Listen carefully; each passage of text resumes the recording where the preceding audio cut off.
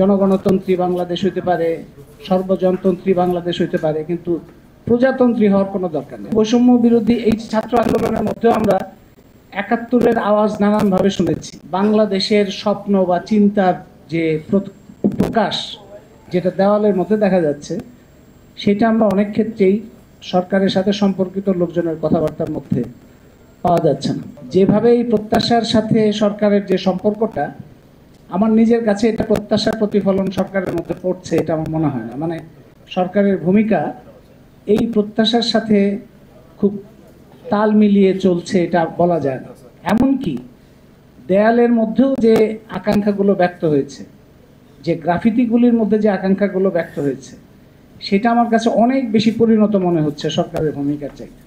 মানে সরকারের ভূমিকার চাইতে অনেক বেশি আপনি অনেক স্পষ্ট, অনেক সুদূর প্রসারী, অনেক, যাকে এই কথাটা খুব চালু হয়েছে এখন, এটা আদতে একটা বিশ্বব্যাংকীয় শব্দ, অন্তর্ভুক্তিমূলক, ইনক্লুসিভনেস।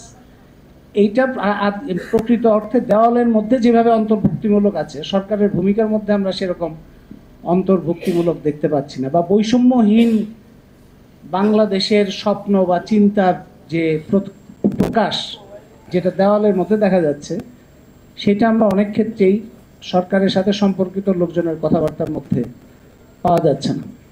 তো এইরকম একটা অবস্থায় এরকম একটা সংস্কারের যে কথাবার্তা প্রস্তাব, তার মধ্যে প্রথমত নামের কথাটা নুরুল কবির বলেছেন যে প্রজা শব্দটা, এটা নিয়ে তো আমরা এখন পরিষ্কার করে বলতে পারি, যেহেতু সংবিধান সংশোধন পুনর্লিখনের কথা আসছে, তাইলে এই যে বড় একটা ভুল, রিপাবলিকের বাংলা প্রজাতন্ত্র, ভুল মানে কি? এটা একটা নাগরিকদেরকে অপমান করার মতো শব্দ, বাংলা যেটা অনুবাদ করা হয়েছে রিপাবলিকের বাংলা।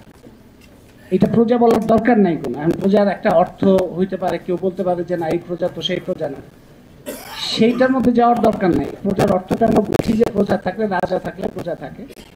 তো সুতরাং একটা গণপ্রজাতন্ত্রী শব্দটা থাকার দরকার নেই। এইটা নামটা, এটা হতে পারে পিপুলস রিপাবলিক, মানে পিপুলের বিষয়টাকে যদি প্রাধান্য দিই আমরা, এটা জনগণতন্ত্রী বাংলাদেশ হইতে পারে, সর্বজনতন্ত্রী বাংলাদেশ হইতে পারে, কিন্তু প্রজাতন্ত্রী হওয়ার কোনো দরকার নেই। মানে এইটা দিয়ে আমরা যদি শুরু করি যে এখানে এখন এটার একটা সময় আসছে এই নামটা সংশোধন করা, এই ভুলটা সংশোধন করা।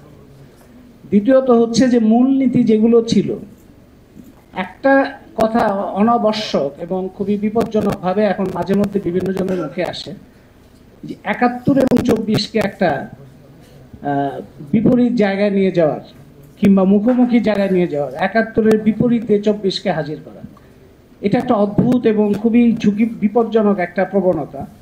কি কারণে এটা আলাদা হবে, মানে কি কারণে ৭১ থেকে ২৪ বিচ্ছিন্ন হবে?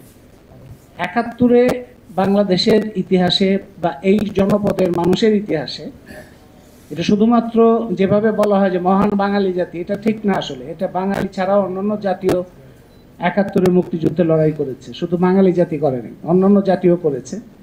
এই জনপদের মানুষের যে বহু বছরের যে জীবন এবং লড়াই, তার মধ্যে ৭১ হচ্ছে খুবই গুরুত্বপূর্ণ, সবচেয়ে বড় একটা প্রতিরোধের জায়গা, জনগণের অভ্যুত্থানের জায়গা, জনগণের বলা যায় যে আত্মবিশ্বাসের জায়গা।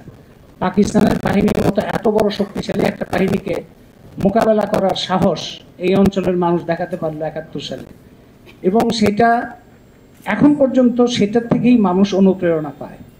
এবং এই যে বৈষম্য বিরোধী এই ছাত্র আন্দোলনের মধ্যেও আমরা ৭১-এর আওয়াজ নানানভাবে শুনেছি, তার কথা, গান ইত্যাদির মধ্যে দিয়ে।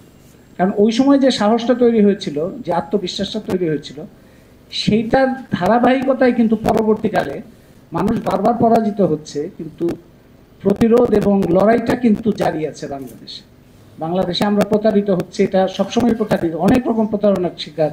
নুরুল কবির বলেছেন, সলিমুল্লাহ বলেছেন যে আমরা এই যে নানা রকম প্রতারণার মধ্যে যাচ্ছি, কিন্তু লড়াইটা থেকে কেউ ক্ষান্ত দেয় না। এটা একটা সবচেয়ে গুরুত্বপূর্ণ একটা বিষয়, এবং তার উপরে আমরা আশা করতে পারি যে মানুষ তো ছেড়ে দেয় নাই, হাল ছেড়ে দেয় নাই, এটা ধরে রেখেছে। যে কিভাবে মুক্তিযুদ্ধের সময় তো অনেক প্রতিশ্রুতি ছিল, সেটা কেন বাস্তবায়ন হয়নি, কি কারণে হয়নি? সেই সময় যারা লড়াই করেছিল, শ্রমিক, কৃষক, সংখ্যাগরিষ্ঠ তারাই ছিল। সংবাদ, ফিচার ও অনুষ্ঠানের জন্য ভিজিট করুন সংবাদ প্রকাশের ওয়েবসাইট এবং যুক্ত থাকুন ফেসবুক পেজ ও ইউটিউব চ্যানেলের সঙ্গে।